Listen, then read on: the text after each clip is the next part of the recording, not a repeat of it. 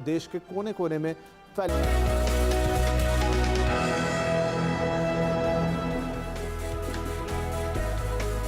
नमस्कार, मैं हूं दीपाली राणा। आप देख रहे हैं यौम मनी, हमारा पर्सनल फाइनेंस से जुड़ा खास शो जो हर रोज हम लेकर आते हैं आपके लिए, ताकि आपको निवेश के गुर सिखा सकें। आप भी शो में आकर अपने सवाल पूछ सकते हैं, जानना चाहते हैं कैसे करें शुरुआत, कहां करें शुरुआत, और साथ ही अगर शुरुआत की है तो कैसे उससे बनाएं बेहतर। तमाम सवाल यौम मनी आपको इनके जवाब देता है। तो आप भी शो में आ सकते हैं। आप सोशल मीडिया प्लेटफॉर्म्स के थ्रू हमारे व्हाट्सएप नंबर के थ्रू कनेक्ट कर सकते हैं। पहले तो नोट कर लीजिए हमारा फ़ोन नंबर 7045220000। इस नंबर पर आप व्हाट्सएप पर जाकर अपने सवाल भेज सकते हैं। इसके अलावा ईमेल आईडी yomani@nw18.com, यहाँ भी अपने सवाल पहुँचा सकते हैं। और साथ ही सोशल मीडिया यानी फेसबुक, ट्विटर पर जाकर ये शो देख भी सकते हैं आप लाइव, और #आस्क यौम मनी लिखकर अपने सवाल आप हम तक पहुंचा सकते हैं। तो यह तरीका इस शो में शामिल होने का।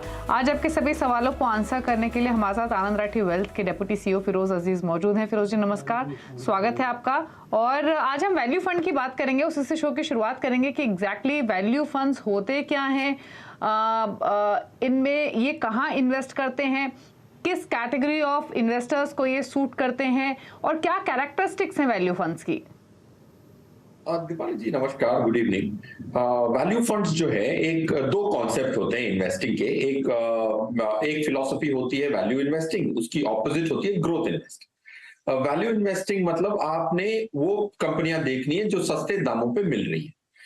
सस्ता ये कैसे कैलकुलेट होता है कि ये सस्ता है या महंगा है।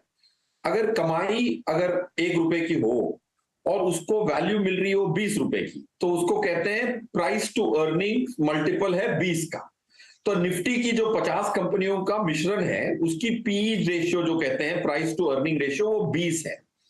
अगर जो कंपनियां इससे काफी महंगी हो, अगर उनको 30 का मल्टीपल मिल रहा हो, 30 टाइम्स ऑफ अर्निंग्स मिल रहा हो, तो वो ग्रोथ कंपनियां मानी जाएंगी। जो सस्ते दामों पे मिल रही हैं, जो 15 पीई पे मिल रही हैं, 12 पीई पे मिल रही हैं, उनको कहते हैं वैल्यू स्टॉक्स। मतलब उनकी इतनी महंगी भाव नहीं है। तो value investing is contrary to growth investing. Value investing में वैसी कंपनीज आती हैं जैसे पीएसयूज आज की डेट में वैल्यू इन्वेस्टिंग मानी जाएंगी। ओएनजीसी की पी रिलायंस इंडस्ट्रीज से काफी कम होगी। उदाहरण के तौर पे मैं स्टॉक्स का नाम रेकमेंड नहीं कर रहा हूं, खाली मेंशन कर रहा हूं। तो to explain value investing, any time the P of a stock is less than the market P significantly, वो वैल्यू स्टॉक कहा जाएगा। ग्रोथ स्टॉक वो होते हैं जिनकी 60, 70, 80 की भी पी होती है। जैसे प्राइवेट सेक्टर की कंपनियां काफी अच्छे मल्टीपल्स पे ट्रेड करती हैं, सालों साल करती हैं, उनको ग्रोथ स्टॉक्स कहते हैं। और जो सस्ते में मिलती हैं उनको कहते हैं वैल्यू स्टॉक्स। ओके, तो कोई अगर वैल्यू फंड्स में इन्वेस्ट करना चाहे तो कुछ वैल्यू फंड्स आप सजेस्ट कीजिए हमारे व्यूअर्स को। फिरोज देखिए, तो काफी सारी एसेट मैनेजमेंट कंपनीज का एक झुकाव होता है कि उनको महंगे स्टॉक पसंद नहीं होते। माना कि वो और रिटर्न भी देते हैं, बट उनको भैसा लगता है कि मैं महंगे में खरीद रहा हूं स्टॉक, तो जब सेल लगती है तभी जाके वो मॉल में खरीदते हैं। वैसे एसेट मैनेजमेंट कंपनीज भी होती हैं, जैसे एचडीएफसी है। HDFC asset management company 2nd या 3rd largest asset management India की कंपनी है, बट उसमें ज्यादातर स्टॉक्स वैल्यू फंड्स हैं। जैसे एचडीएफसी फ्लेक्सी कैप हो गया, एचडीएफसी जो पहले इक्विटी कहा जाता था, एचडीएफसी प्रूडेंट जो अभी एचडीएफसी बैलेंस फंड हो रखा है, वो सब जो वैल्यू फंड्स है। तो फ्रैंकलिन ब्लू चिप भी एक वैल्यू फंड है जिसमें सस्ते स्टॉकों का एक मिश्रण बना के एक पोर्टफोलियो क्रिएट किया जाता है। So to recommend a pointed one, I would say HDFC flexi cap is a good value fund. Large cap category में अगर आपको वैल्यू फंड चाहिए तो Franklin blue chip, past performance के आधार पे नहीं, फ्यूचर प्रोस्पेक्ट के आधार पे मैं ये दोनों वैल्यू फंड्स को रेकमेंड कर सकता हूं।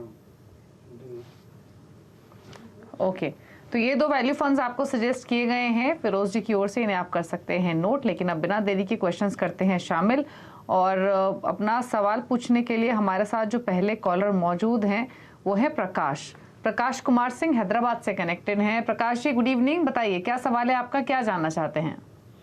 Good evening madam. मैं एक्चुअली एसआईपी में लास्ट 5 ईयर्स इन्वेस्ट कर रहा हूँ। तो स्टार्टिंग मैंने 3000 बैलेंस फंड लिया था, और उसके बाद मैंने इक्विटी में इन्वेस्ट करना चालू किया। तो फिलहाल मैं 18,000 रुपीज़ पर मंथ इन्वेस्ट कर रहा हूँ। तो मेरा क्वेश्चन ये है कि अगले 15 साल में मेरा जो टारगेट अमाउंट है 1.5 करोड़ है, और जो मैंने फंड लिए हैं क्या वो सही है या मुझे कुछ चेंजेस करने की उसमें ज़रूरत हो सकती है। कब से कर रहे हैं आप इन फंड्स में इन्वेस्ट? 2017 से कर रहा हूँ। अच्छा, 2017 से। तो अब तक तो आपका कॉर्पस कितना एक्यूमुलेट कर लिया आपने इन फंड्स में? नहीं, 2017 से 2020 तक मैंने मतलब 6,000 रुपीज पर मंथ कर रहा था, जो कि बैलेंस फंड था, SDFC बैलेंस फंड और DSP का बैलेंस फंड था। ओके। उसके बाद 2020 से मैंने उसमें ऐड ऑन किया है और अभी फिलहाल जो है टोटल मेरा 18 मंथ का 18,000 रुपीज पर मंथ मतलब जा रहा है मैडम। ठीक है, ठीक है। तो फिरोज जी, 18,000 रुपए महीने की SIP के हिसाब से तो इन्होंने फंड्स बहुत ज्यादा रखे हैं अपने पोर्टफोलियो में। 15 के आसपास 14-15 फंड्स है शायद इनके पास, और 1,000 से लेकर 3,000 की इनकी SIP है। तो पहले तो ये बताइए अपने पोर्टफोलियो को कैसे ठीक करें, इसमें क्या बदलाव की जरूरत है, प्लस इनका टारगेट आपने सुना 1.5 करोड़ ही कमाना चाहते हैं अगले 15 साल में, तो कितनी और इन्वेस्टमेंट इनको करनी पड़ेगी? पाल जी, पहला प्रश्न जो है, 14 फंड्स हैं इनके पोर्टफोलियो में। 14 की बिल्कुल जरूरत नहीं है, 10 से 11 से ज्यादा की फंड की जरूरत ही नहीं है। मैंने अरबों रुपयों के पोर्टफोलियो भी देखे, 100 करोड़ से ऊपर वाले भी फंड्स जो इन्वेस्टर होते हैं उनके लिए भी 11 फंड से ज्यादा की जरूरत नहीं पड़ती। तो आपको इसको कंसोलिडेट करना है प्रकाश जी, क्योंकि अगर आप 14 फंड खरीदते हैं तो प्रैक्टिकली पूरी मार्केट ही खरीद लिया आपने।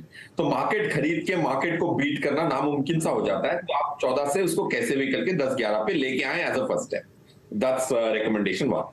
रहा सवाल आपके 1.5 करोड़ की टारगेट का, जो आपको 15 साल में अचीव करना है, तो वो उसके लिए आपको स्टेप अप करनी पड़ेगी SIP। हर साल अगर आप 10,000 से 10% से एक्स्ट्रा करेंगे, जैसे आप 2017 में 6,000 कर रहे थे, आज आप 18,000 कर पा रहे हैं, वैसे ही 5 साल बाद शायद 18,000 आपको छोटा लगे, आप 30,000 कर पाएंगे।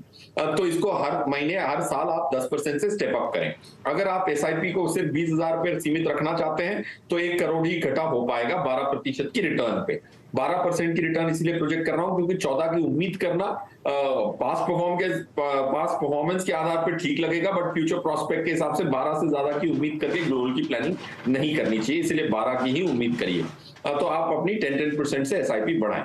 रहा सवाल आपकी जो स्कीम्स जो आप एनुअल पे डाल के उसको एग्जिट कर सकते हैं, उनके नाम बता देता हूं। 6 स्कीम्स जो हैं जो निकल सकती हैं आपके पोर्टफोलियो से, एग्जिट रिकमेंडेशन हो सकती है। टैक्स और एग्जिट लोड को मद्देनजर रख के आपको ये रिकमेंडेशन को ऑब्जर्व करना है। HDFC balanced advantage fund, DSP equity and bond fund, Axis mid cap fund, ये 3 स्कीम्स एग्जिट हो सकती हैं। Invesco India contra, Invesco India tax plan, और लास्टली टैक्स DSP का tax plan, tax saver fund जिसका नाम है, ये 6 स्कीम्स आप एग्जिट कर सकते हैं। ओके, तो थोड़े से बदलाव आपको सजेस्ट किए गए हैं। बहुत क्लटर्ड पोर्टफोलियो करने की जरूरत नहीं है, छोटा कीजिए थोड़ा सा पोर्टफोलियो। किन फंड से निकलना है, किन को करना है शामिल, वो फिरोज जी ने आपको बताया। स्टेप अप करते रहना चाहिए अपनी इन्वेस्टमेंट्स को, यानी जैसे जैसे इनकम बढ़े हर साल अपनी SIP अमाउंट को इंक्रीज करें। विनय व्यास है हमारे साथ महाराष्ट्र से। विनय, गुड इवनिंग, बताइए अपना सवाल।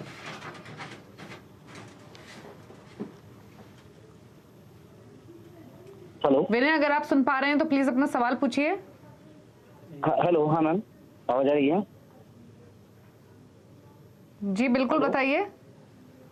हाँ मैम, मेरा एक्चुअली मेरे को पोर्टफोलियो इस तरह से SIP से तैयार करना था। मेरा जो टारगेट है मेरे को 10 से 15 साल में अचीव करना है। मेरे पास में लॉन्ग टर्म है, लॉन्ग टर्म इन्वेस्टमेंट के हिसाब से मेरे को कितना आपका गोल है 10 साल में, कितना आपको एक्यूमुलेट करना है? 10 से 15 साल के आसपास मैम 30 से 40 लाख के आसपास का मेरा टारगेट है।